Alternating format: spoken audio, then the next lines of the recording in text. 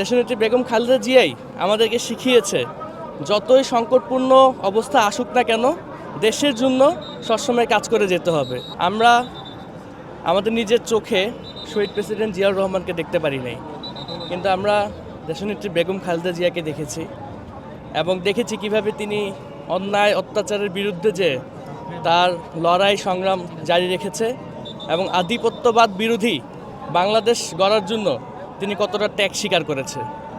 এখনও গুটি কয়েকজন তরুণদের মধ্যে যারা দেশে থেকে দেশের জন্য কিছু করতে চায়, তাদের অন্যতম একটা অনুপ্রেরণার নাম হলো বেগম খালেদা জিয়া।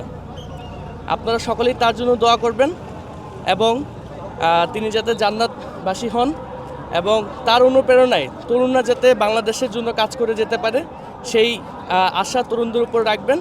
এবং পুরো দেশবাসীর কাছে আমার অনুরোধ, আমাদের দেশনেত্রী বেগম খালেদা জিয়ার জন্য যতটুকু সম্ভব ততটুকু দোয়া আপনাদের পক্ষ থেকে করবে। দেশনেত্রী বেগম খালেদা জিয়াই আমাদেরকে শিখিয়েছে যতই সংকটপূর্ণ অবস্থা আসুক না কেন দেশের জন্য সবসময় কাজ করে যেতে হবে।